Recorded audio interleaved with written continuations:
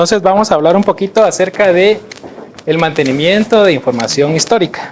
Digamos, el tema de mantenimiento de información histórica es un tema un poquito complejo, dado que podemos organizarlo, administrarlo y hacer muchas cosas, desde particionamiento, división de tablas, tablas en clúster, etc. Pero desde la versión 11 empezó a funcionar la parte de Flashback Data Archive, que es la que vamos a ver, justamente con la opción de la base de datos Oracle Flashback, ¿no? Entonces, no sé si alguno tiene noción de la parte de Flashback Database y Flashback Technology que se implementó en la versión 10, digamos, en la versión 10.1 fue implementada la opción de Flashback. Tenía muchos problemas, bugs, había problemas con exports, etcétera, que se fueron corrigiendo mediante las diferentes versiones, ¿no? ¿Sí? Entonces, pero en la versión 11.1 la operación de Flashback era mucho mejor, ¿no? Se comportaba de una mejor forma, daba más opciones. Sin embargo, todavía había muchos problemas en cuanto a operaciones en donde las tablas tuvieran esta opción activada, ¿sí? Entonces vamos a ver justamente qué tipo de problemas podemos encontrarnos y qué beneficio nos da administrar los datos con esta tecnología, ¿no? Esta parte de la base de datos es únicamente con la versión Enterprise, ¿no?, de la base de datos. O sea, si tenemos estándar no va a funcionar. Y vamos a ver también una pequeña demo de cómo podemos utilizar el Flashback Data para deshacer transacciones y poder recuperar datos históricos de una tabla o conjunto de tablas, ¿no? ¿Sí? Lo primero que tenemos que tener claro es que para poder empezar a utilizar la parte de Flashback Data Archive, lo primero es preparar la base de datos. Entonces tenemos que tener en cuenta muchos criterios del Undo Data, porque el Undo Data es el que nos va a servir como fuente para poder construir las tablas históricas, ¿sí? Entonces, después de preparar la base de datos con los criterios necesarios, vamos a poder crear, cambiar y eliminar un Flashback Data Archive, que es básicamente un espacio histórico de la información, ¿sí? Espacio histórico de una tabla o de varias tablas, como les contaba. Y a través del diccionario de datos, pues podemos ver toda la información de los Flashback Data Archives creados, las tablas que tenemos monitoreadas, por así decirlo, con Data Archive, y los periodos de retención que va a manejar cada uno de los Data Archives. Entonces nosotros podemos especificar diferentes periodos de retención para los Data Archives. Es decir, yo puedo tener Data Archives de un mes, de un día, de una semana, de un mes, de un año, etc., ¿sí? Entonces puedo tener diferentes Flashback Data Archives con diferentes periodos de retención, ¿sí? Entonces, para poder tener un control mucho más preciso de qué datos almaceno, ¿sí?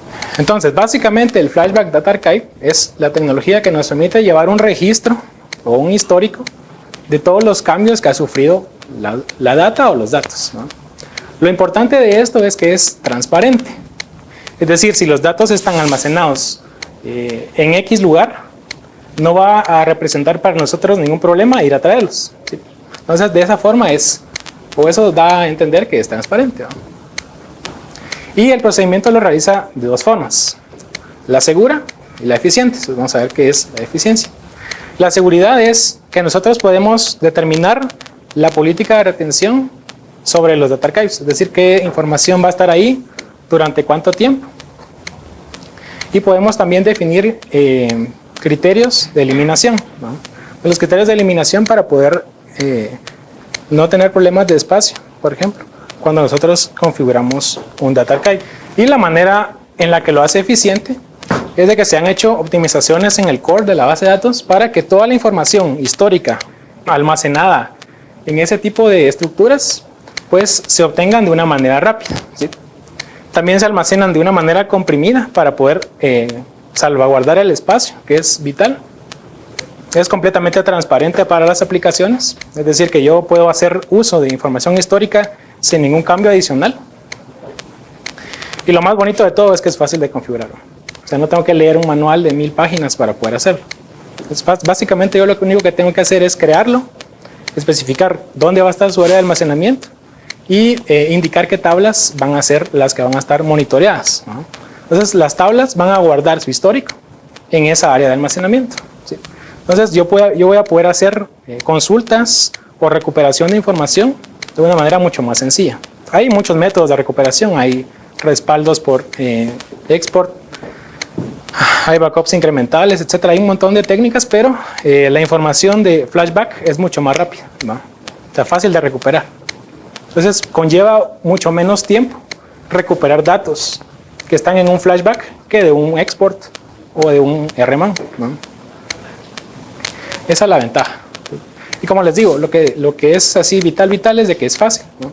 Fácil de configurar, o sea, no necesito mayor ciencia para poder hacerlo. Entonces, todo se basa en el undo data, ¿no? El undo data, como todos sabemos, es permanente cierto tiempo, ¿no? Entonces, cuando nosotros ejecutamos operaciones de ML, llámese updates, inserts, deletes, cualquier cosa, los datos que están en la estructura buffer cache son almacenados antes de ser modificados en el undo data, ¿sí? Cuando nosotros activamos el flashback data archive, va a haber un proceso de background, que es este, FBDA. Ese FBDA es el encargado de tomar todos los pedacitos que están en el buffer cache con los cambios, con los datos originales, y almacenarlo en un flashback data archive. Entonces, en esta imagen lo que podemos ver es de que el flashback data archive, en resumen, sería un undo permanente, ¿sí? O sea, es un undo que nunca va a morir, siempre va a estar almacenado en un almacenamiento en un table space, ¿sí? Y nosotros podemos configurar diferentes políticas de retención para los diferentes data archives que tengamos. 1 año, 2 años, 3 años, lo que queramos, ¿no? Eso va a depender, obviamente, de qué tanta información histórica vamos a generar. Entonces, ese es el panorama general, digamos, de cómo funciona el data archive, ¿sí? Guarda información de los datos originales en el buffer cache. El flashback data archive process los toma y los almacena en un almacenamiento físico, ¿sí? Entonces, si hacemos la analogía con el database writer o el escritor de base de datos, estos serían los bloques o los dirty buffers, el escritor de archivos y los archivos como tal, ¿no? Es la misma lógica. Entonces, acá tenemos esta parte que sería el SGA, ¿sí? O System Global Area de Oracle. Aquí tenemos, en 11.2 tenemos un montón de estructuras. La que es relevante para este ejemplo es el buffer cache. ¿Por qué? Porque en el buffer cache se almacenan los diferentes buffers que contienen bloques que deben de ser escritos a los archivos de datos. ¿Cuándo se escriben los archivos de datos? Cuando el evento commit llega. Y próximamente el evento checkpoint los escribe. Pero si nosotros tenemos valores viejos o valores que no han sido cambiados, esos cambios se almacenan en el undo. Pero el problema del undo es de que es un tiempo estimado por un parámetro de base de datos, ¿sí? Entonces los datos van a estar ahí hasta que el tiempo se cumpla. Entonces, cuando el tiempo se cumple, el undo se vacía y los datos se pierden, ¿no? Entonces, la ventaja de esto es de que esto es permanente hasta el tiempo de retención que nosotros hayamos puesto, ¿no? Entonces, si nosotros ponemos un periodo de retención de 1 año, los datos van a estar ahí 1 año, ¿no? 2 años, 3 años, 4 años. Crear un undo de ese tamaño sería inapropiado. O sea, para crear de una semana serían varios gigas. O sea, no sería recomendable crear un undo gigantesco, ¿no? Entonces, sería mucho más práctico colocar diferentes data archives con diferentes políticas de retención para diferentes periodos de tiempo, ¿no? Eso va dependiendo de qué tiempo queremos almacenar, 1 mes, 6 meses, etcétera, ¿sí? Entonces, y lo bonito, como veíamos anteriormente, es de que cuando yo hago consultas de información histórica, no tengo que hacer mayor modificación, ¿sí? Solo vamos a ver en otra diapositiva que es mediante una cláusula pequeña que yo voy a poder extraer información de toda esta data histórica que está acá. Las tablas históricas que la base de datos construye son nombradas por la base de datos, ¿no? O sea, yo no puedo interactuar directamente con esas tablas. Esas tablas únicamente las puedo acceder con operaciones de flashback, ¿no? Como vamos a ver ahorita, ¿sí? Pero es bien sencillo, o sea, no es una operación compleja, ¿no? Bien, entonces el primer paso es preparar la base de datos. Entonces lo primero que debo hacer es crear uno o más table space en donde yo voy a almacenar los data archives, ¿no? Y obviamente asignar la cuota necesaria en esos table space. Por ejemplo, que un table space tenga 100 gigabytes y yo almacene solo 20 para data archiving, ¿no? Entonces me quedarían 80 para los datos. Los privilegios necesarios, Flashback Administer, Archive Administer para el administrador de los Data Archives, es decir, el usuario administrador va a poder crear, eliminar, modificar los Data Archives. Y el otro que es necesario es el Flashback Archive. Este es únicamente para poder indicar qué objetos van a estar controlados por el Data Archive o qué tablas van a ser controladas.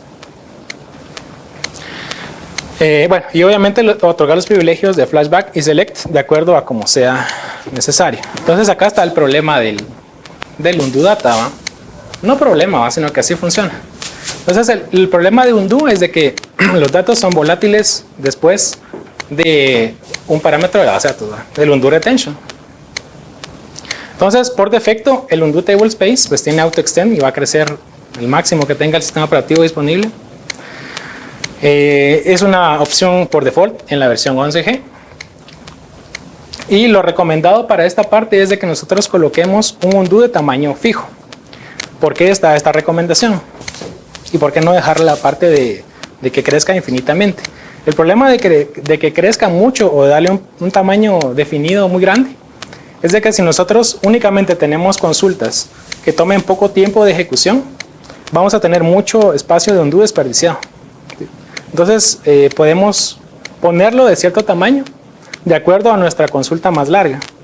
Desde la versión 10 se configuró un asistente que se llama Undo Advisor, el cual nos puede dar una idea de qué tamaño de undo es el adecuado.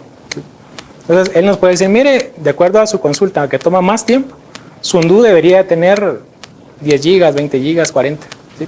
Entonces de esa forma nosotros vamos a asegurarnos de que la consulta que tome más tiempo siempre va a encontrar datos en el undo y no vamos a desperdiciar espacio.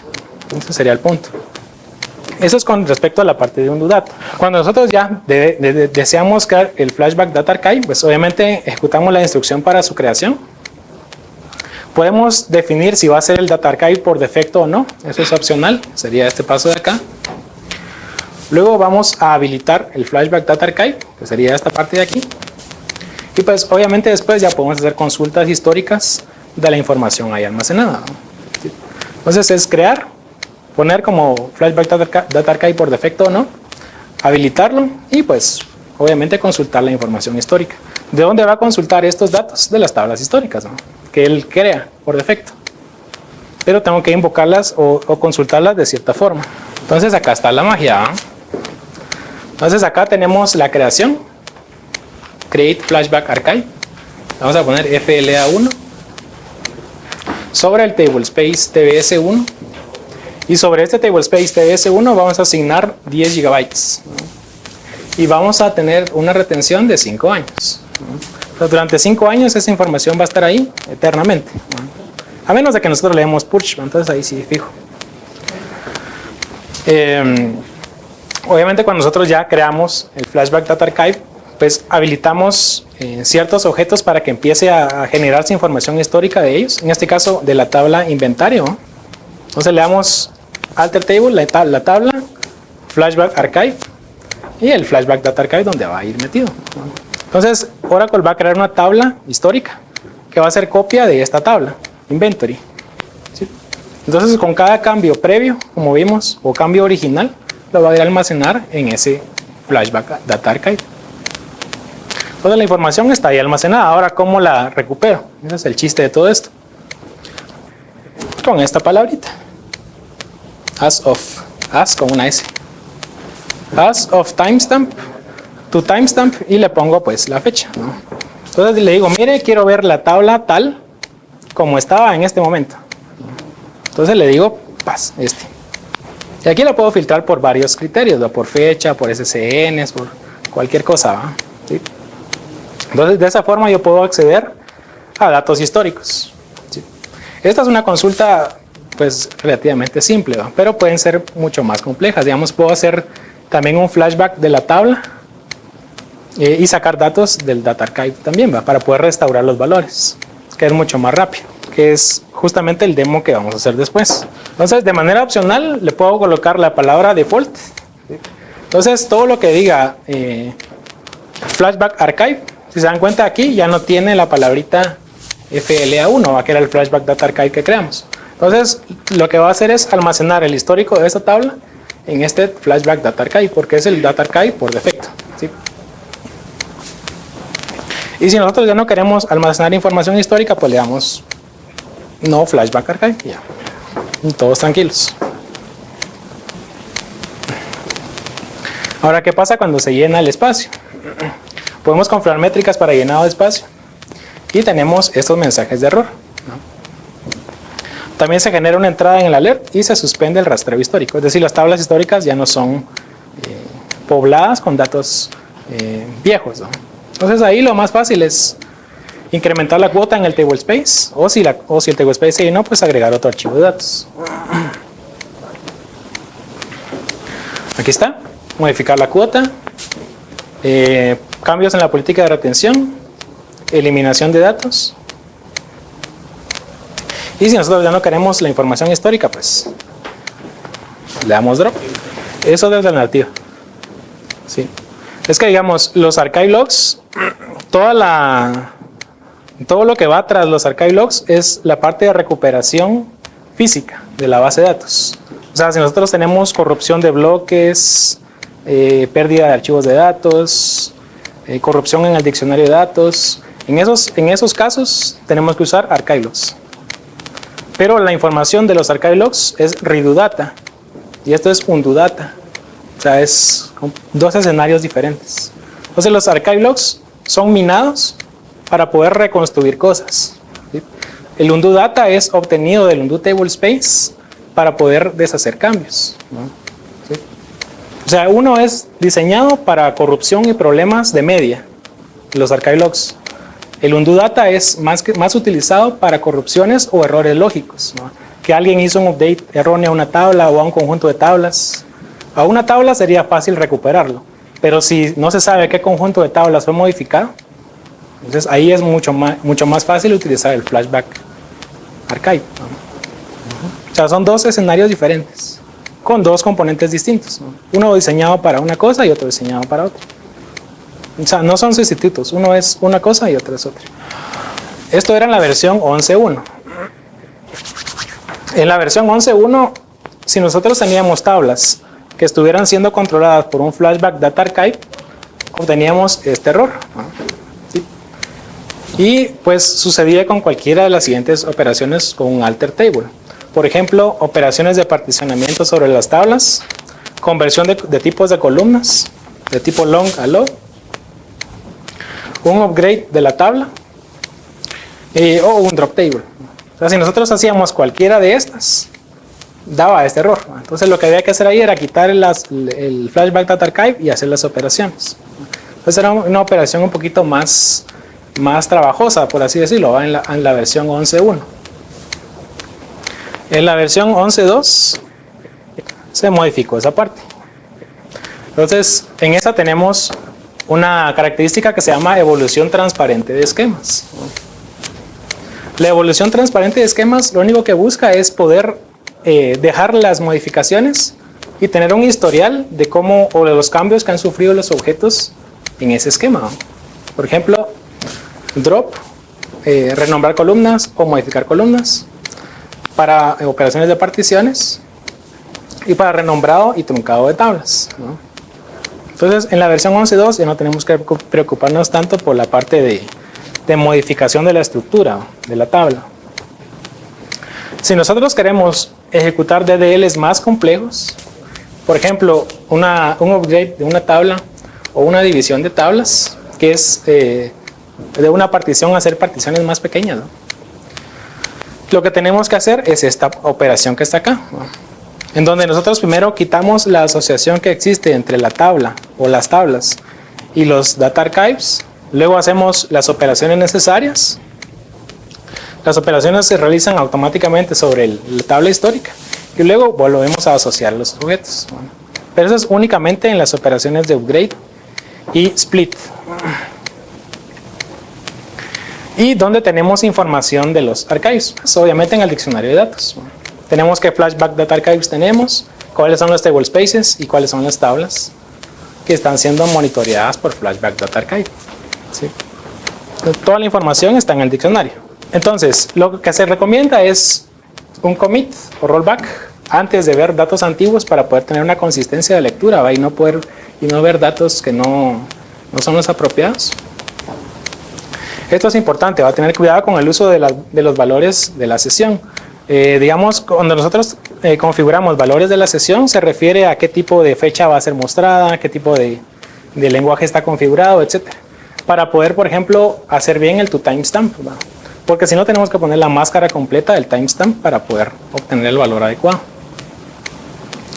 Podemos obtener el System Change Number o SCN con este método, que es otra de las formas en las cuales podemos consultar información histórica. Esto es necesario siempre y cuando sea necesaria la precisión, ¿va? Porque el toTimestamp es 3 segundos más o menos la información que nosotros queremos, pero si nosotros queremos en ese punto exacto, ese punto de sincronización lo maneja este número, SCN, ¿no? Y pues obviamente realizar las búsquedas en el pasado mediante funciones, así tal cual está acá, básicamente. Y eso sería todo.